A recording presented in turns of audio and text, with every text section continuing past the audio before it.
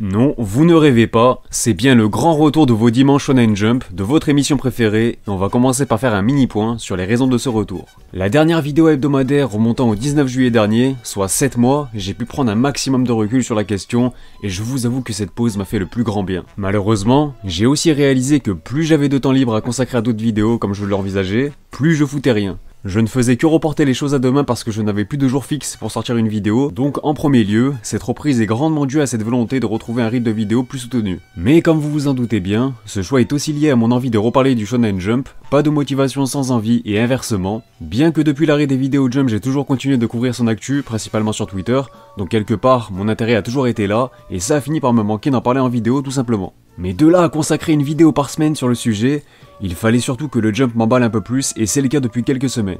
Il y a des nouveautés qui m'attirent et ça c'est tout de suite plus réjouissant. Au passage, vous allez voir que j'ai ajouté pas mal de nouveautés au concept histoire de le rendre toujours plus complet, avec en prime une petite refonte graphique afin de repartir de l'avant comme il se doit. Je peux donc vous assurer que si je reprends, c'est que je suis certain d'être motivé à 200%.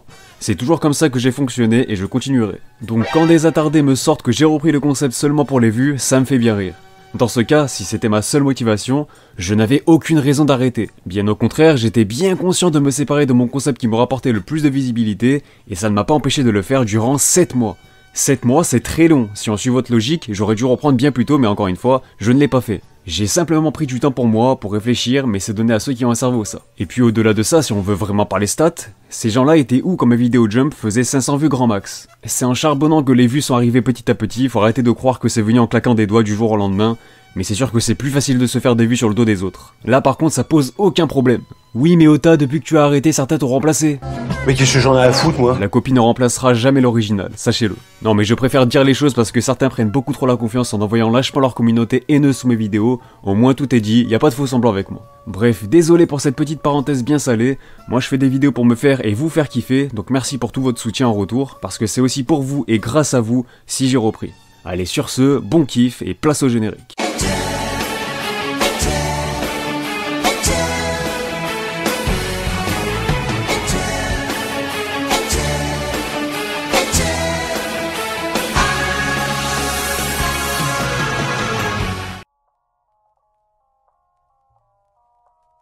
Salut à tous, c'est Otakult, on se retrouve pour le Jump de la semaine, un numéro marqué par les débuts d'une nouvelle série.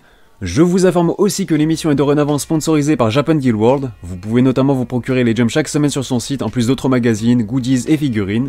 On vous propose au passage un joli concours sur Twitter pour fêter le retour de l'émission. Ce Jump numéro 11, le tome 98 de One Piece et une figurine de Zoro sont notamment à gagner. Mis à part ça, je ne vais plus vous le rabâcher chaque semaine, mais je vous le dis pour cette fois-ci. Si vous avez des questions sur le Shonen Jump, je vous invite à aller voir cette vidéo dans laquelle je résume et explique tout son fonctionnement. Voilà, je compte sur vous pour la relayer quand vous voyez des petites questions dans les commentaires aussi. Sinon, je le dis jamais en début de vidéo, mais pensez à vous abonner à la chaîne si ce n'est pas déjà fait, hein. Il y en a beaucoup qui regardent mes vidéos sans être abonnés, donc ça ferait plaisir. Vous pouvez aussi me rejoindre sur mon nouveau compte Twitter, Insta ou encore me soutenir sur Utip, vous avez tous les liens en description. Sur ce, commençons tout d'abord par la partie hors classement. Cette semaine, le lead color revient donc à la nouveauté Kowloon Ball Parade qui effectue ses grands débuts. Il s'agit du tout nouveau manga de sport tant attendu depuis la fin de Haikyuu, et même si j'espérais un sport un peu moins traité comme le hockey, le hand, le badminton ou même la pétanque, on va quand même voir ce que ça donne. Les autres pages couleurs sont réservées au second chapitre de la nouveauté Witch Watch par l'auteur de Skate Dance pour la petite anecdote. La comédie Mashal en profite aussi, elle qui fêtera bientôt son premier anniversaire, mais le rookie Sakamoto Days y a également droit, et autant vous dire que ses débuts très prometteurs ont déjà tapé dans l'œil des éditeurs français qui s'arrachent la licence. Un nouveau manga à la vibe furieux dans le Jump les gars, cela ne pouvait que me redonner envie de reprendre la vidéo. Pendant que j'y suis, j'en profite pour faire un petit point sur les récentes nouveautés, notamment The Elusive Samurai qui signe sa 4ème apparition dans le magazine, par Yusei Matsui, l'auteur de Assassination Classroom ou encore Neuro le Manche Mystère, et pour le moment c'est très plaisant à suivre, on n'est pas loin du coup de cœur donc je vous le recommande vraiment. On enchaîne avec High Tail Sea que je n'ai pas encore lu mais ce n'est pas l'envie qui me manque, une série alliant romance, enquête et mystère, au visuel bien charmant aussi donc c'est clairement à surveiller. Mis à part ça, il y a des choses qui ne changent pas, on reste toujours sans aucune nouvelle de Hunter x Hunter, et cela fait plus de 2 ans maintenant quand même, en espérant que le retour de l'émission nous porte chance qui sait. On passe maintenant au classement qui est composé de 14 mangas, et c'est le gag manga High School Family qui apparaît à la dernière place après une chute de 3 étages. On verra si je le switch dans la partie hors classement car son statut de gag manga reste toujours particulier, il bénéficie par exemple assez souvent de doubles chapitres notamment, cependant il n'est pas toujours placé en toute fin de sommaire comme la tradition du Jump l'oblige pour les purs gag manga, et honnêtement vu ses ventes, je ne pense pas qu'il va faire long feu, on reviendra là-dessus plus tard. Il est devancé par Bill King qui se maintient à la 13e place mais enchaîne surtout 3 classements consécutifs dans la zone rouge. On est donc pour le moment plus proche de Beat King que du nouveau Toriko. Et pour compléter le trio de fin, on retrouve Phantom Seer qui conserve également sa place. On reviendra également sur son cas dans quelques minutes puisque ses ventes sont clairement au-delà des attentes initiales prévues par les éditeurs malgré les apparences. Ces mauvais classements sont donc plus anecdotiques qu'autre chose, j'ai envie de dire. 11e rang pour la série Undead Unluck qui décline également de 3 positions, un début d'année assez mitigé pour lui bien que le manga semble sur une phase largement positive pour ce qui est des ventes. Il n'y a donc aucun souci à se faire, je vous rassure, c'est même l'avenir du Jump carrément. En revanche, la situation est bien plus préoccupante pour le manga Hardboiled Cop and Dolphin qui ne cesse d'enchaîner les présences dans le bas du tableau, alors qu'en parallèle, les ventes de ces 2 premiers tomes ne présagent rien de bon non plus puisqu'elles sont assez faibles. Je pense qu'on peut donc s'attendre au pire. La 9e position revient à Min Roboko qui contre toute attente semble petit à petit trouver sa place dans le magazine. Une comédie parodique sur laquelle il faudra encore compter pour un petit moment, n'en déplaise à certains. Le constat est encore plus positif pour Ayakashi Triangle qui connaît un succès assez retentissant depuis ses débuts, des classements corrects mais surtout des ventes excellentes pour une si récente série, un nouveau Eishi qui a déjà réussi sa mission de remplacer Yuna de la pension Yuragi. 2 positions de remontée pour Magu-chan qui se trouve dans une situation similaire à Mien Roboko, c'est encore timide mais il trouve son lectorat peu à peu au fil des semaines et des mois. Après je ne suis pas certain que cela tienne sur le long terme mais c'est en tout cas, je pense, suffisant pour les prochains mois à venir. On arrive au haut du tableau avec l'apparition de Mission Yozakura Family à la 6e place, un manga dans une très belle dynamique également et donc de plus en plus populaire dans le magazine. Cependant, ça peine encore à vraiment décoller au niveau des ventes, ce qui n'a pas empêché sa licence puisque le manga paraîtra le 3 mars prochain avec la sortie de son premier tome chez Kana. Place au top 5 avec des séries que vous connaissez très bien, en commençant par Dr Stone dont la saison 2 est actuellement en cours de diffusion, et j'ai même envie de dire que c'est limite une mauvaise semaine pour lui puisque Dr Stone nous a habitués au podium ces dernières années. Il est notamment devancé par Black Clover qui remonte de 2 places, confirmant ainsi son très bon début d'année. Il y aura d'ailleurs prochainement une annonce importante le concernant, donc je vous tiendrai bien évidemment au courant, on en reparle dans l'actu anime. C'est donc My Hero Academia qui s'invite sur la 3e marche du podium après un léger déclin. Rien de plus à souligner si ce n'est que le manga se trouve dans l'une de ses meilleures formes et ce sur tous les tableaux, que ce soit l'histoire en elle-même où on sent que MHA a passé un cap, le manga qui enchaîne les excellentes prestations dans le Jump, ses ventes excellentes aussi, ou encore la 5e saison de son anime qui arrive au mois d'avril, tous les feux sont au vert. Un cran au-dessus, on retrouve nos pirates préférés avec One Piece qui recule cependant d'Iota, et c'est même son plus mauvais classement depuis le début de l'année, lui qui n'avait enchaîné que des top 1 jusque-là, sans dit long sur sa forme actuelle, on ne change pas One Piece. Mais s'il y a bien un manga qui est dans toutes les têtes et sur toutes les lèvres, depuis le début de son anime, c'est bien Jujutsu Kaisen qui s'empare du trône cette semaine. Un nouveau phénomène que l'on va pouvoir analyser chaque semaine désormais, on l'a vu débuter ensemble à travers mes vidéos pour les plus anciens d'entre vous, donc ça me fait vraiment plaisir de voir un manga susciter autant d'engouement. Alors est-ce qu'il surpassera celui de Demon Slayer? Ça j'en suis moins certain, mais en tout cas, c'est bien le premier manga à faire plier One Piece dans les classements cette année. On enchaîne avec les informations concernant le Jump numéro 12, dont le lead color reviendra à Undead Unluck afin de fêter son premier anniversaire. Ce sera sa 3e couverture depuis ses débuts dans le magazine. Les autres pages couleurs seront réservées au second chapitre de Cold Runes Ball Parade, ainsi qu'à Dr Stone comme souvent. A noter qu'il y aura la présence du one-shot Shunuryoku Inusan afin de pallier à l'absence de One Piece la semaine prochaine. Le manga reprendra donc dans le Jump numéro 13, soit dans 2 semaines. Concernant l'actualité, j'ai pas mal de choses à vous partager, en commençant dans un premier temps par l'actu manga. Jujutsu Kaisen entre déjà dans la cour des grands, des très grands même. En effet, avec la sortie de son 15e volume prévu le 4 mars au Japon, le manga de JJ Akutami a atteint les 30 millions de copies en circulation, ou tomes imprimés si vous préférez, en incluant aussi le format numérique ainsi que son volume 0, et égalant au passage un certain My Hero Academia avec pourtant 2 fois moins de tomes, ce qui en dit encore une fois long sur le phénomène actuel. Au passage, ces 2 romans cumulent quant à eux 500 000 exemplaires en circulation. Des nouvelles du côté de l'application Shonen Jump Plus, puisque Haruichi Furudate a publié un chapitre spécial de Haikyuu dessus. Mais ce n'est pas tout puisque le mangaka Yoshio Sawai, auteur de Bobo, célèbre comédie du Shonen Jump, publiera un nouveau one-shot intitulé Frontline Spirits sur cette même application le 16 février. Sans oublier qu'un nouveau one-shot de Shuichi Aso, l'auteur de Saiki Kuso no Psy-9, est aussi prévu sur la plateforme. Celui-ci est intitulé T-Race of Dust.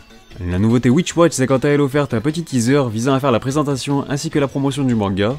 Vous pouvez retrouver la version intégrale sur la chaîne YouTube du Shonen Jump, donc la chaîne officielle, qui sera disponible en description. Dans un délire similaire mais beaucoup plus sombre, Mien Roboko s'est amusé à parodier l'ending de Jujutsu Kaisen pour la promotion de son 2e volume paru la semaine dernière au Japon. Voici une illustration inédite de Kohei Horikoshi qui sera affichée à l'exposition My Hero Academia Drawing Match qui se déroulera au mois d'avril au Japon. On clôture cette rubrique avec une news qui me tenait à cœur de partager au plus grand nombre de personnes possible, et cela concerne l'annonce du retour du manga Anano Keiji en France. Le manga de Tetsuo Hara, l'auteur de Hokuto no Ken, reviendra avec la sortie de ses 2 premiers volumes prévus en août chez les éditions Mangetsu. C'est clairement un classique de l'âge d'or du Shonen Jump, donc je vous conseille vivement de commencer à vous y intéresser. On passe à l'actu anime avec une très bonne nouvelle pour l'anime de One Piece, puisque les épisodes inédits ne seront plus diffusés le lundi, mais bien tous les dimanches à 9 h sur ADN et Crunchyroll, soit 1 heure après la sortie japonaise. Mais on passe surtout à la bombe de la semaine, c'est littéralement une breaking news qui est tombée pendant que je faisais le montage. La saison 2 de Demon Slayer vient tout juste d'être annoncée par le studio Ufotable. Et ouais, c'est clairement un signe du destin, pile quand je reprends les vidéos Jump. Celle-ci s'offre un trailer pour l'occasion et est prévue pour 2021, sans oublier qu'un visuel reprenant la couverture du tome 9 du manga a aussi été dévoilé, de quoi inciter toujours plus les fans à acheter les tomes pour découvrir la suite directe du film. Ils sont malins. Le 30 mars marquera la fin de la diffusion de l'anime de Black Clover, mais il faut surtout retenir qu'une annonce importante sera faite à la fin de l'épisode 170 prévu le même jour. On peut éventuellement s'attendre à un film d'animation ou bien un passage en saisonnier pour l'anime, ce qui serait toujours un plus pour la qualité de sa production. Et enfin, suite au tremblement de terre qui a eu lieu hier au Japon, la diffusion du 6ème épisode de la saison 2 de World Trigger a été annulée et reportée. Bon, World Trigger a été transféré dans le Jump Square, mais je continuerai de traiter son actualité, tout simplement parce que j'adore cette série. On continue avec une nouvelle rubrique dédiée à l'actualité des mangas issus de la plateforme numérique Manga Plus, où vous pouvez notamment lire légalement et gratuitement tous les mangas actuels du Shonen Jump et bien d'autres.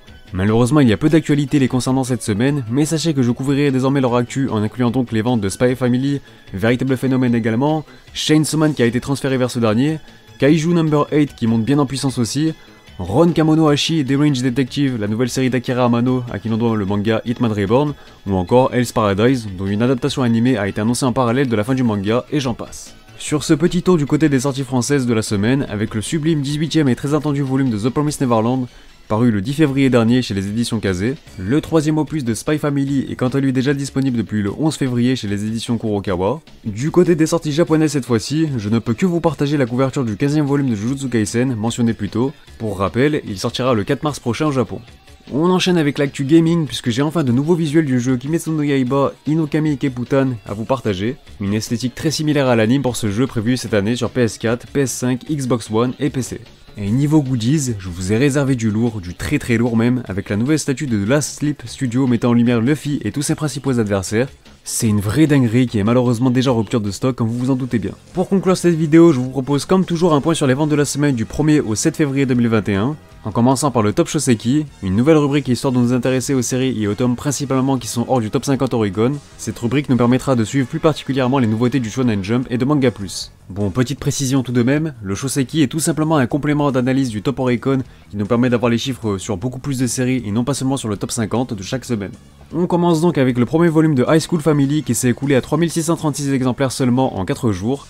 Certes, il s'agit d'un gag manga donc on n'a pas les mêmes attentes que pour un Neketsu, mais tout de même, cela reste des chiffres bien trop faibles. Sa situation en devient donc très alarmante. Le second volume de Hardball Cuphead Dolphin s'en sort un peu mieux, mais c'est loin d'être très glorieux non plus, et c'est peut-être même plus problématique puisqu'il est tout de même bien plus centré action. 6650 copies vendues, le manga semble encore peiner à recruter des lecteurs, et je ne suis pas certain que les éditeurs du Jump lui laissent le temps nécessaire pour cela. De son côté, Mien Roboko apparaît dans le top 100 Oricon à la 94e place et continue sa petite progression en affichant un score de 10 804 unités, ce qui reste relativement assez correct pour une comédie au ton parodique. Il est très légèrement devancé par le premier volume de Kamonohashi et Deranged Detective qui a écoulé quelques exemplaires de plus, soit environ 14 000 aussi. A titre de comparaison, c'est quasiment 2 fois plus que le premier tome de Phantom Seer. Malheureusement, les ventes de Phantom Seer sont encore insuffisantes pour qu'ils puissent prétendre à entrer dans le top 50 par volume, mais la progression est là. Il figure même à la 76e position avec quasiment 14 000 exemplaires vendus en 4 jours. Je pense donc qu'on peut clairement écarter l'idée d'une fin prématurée. Et enfin, on termine par le top Oricon avec les ventes de la semaine du 1er au 7 février 2021, soit la même semaine. Bon, je vous préviens tout de suite, avant on avait le top Kimetsu, maintenant on a le top Kimetsu et le top Jujutsu en plus, donc je ne vais certainement pas m'attarder sur tous les tomes. Bref, c'est donc le 6ème tome de Spy Family qui entame ce top 50, puisqu'il a ajouté environ 25 000 unités à son compteur, ayant enfin dépassé le cap des 900 000 unités, un succès aussi impressionnant que précoce pour le coup. On enchaîne directement avec une grosse fournée de Demon Slayer et ses chiffres astronomiques, ça pour le coup ça m'avait pas manqué. L'ensemble de la série a écoulé 685 000 exemplaires cette semaine, rien de plus à ajouter, c'est devenu tellement banal.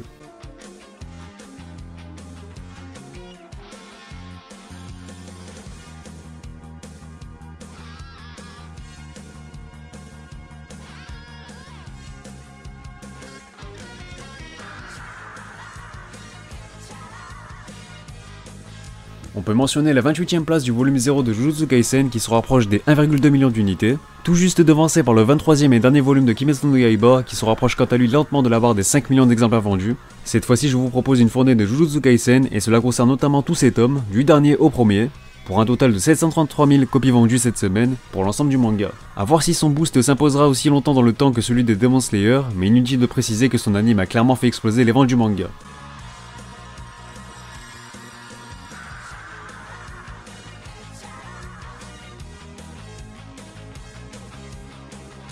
La 6ème position revient au spin-off Kimetsu no Yaiba Gaiden qui a déjà dépassé la barre des 2 millions d'exemplaires vendus.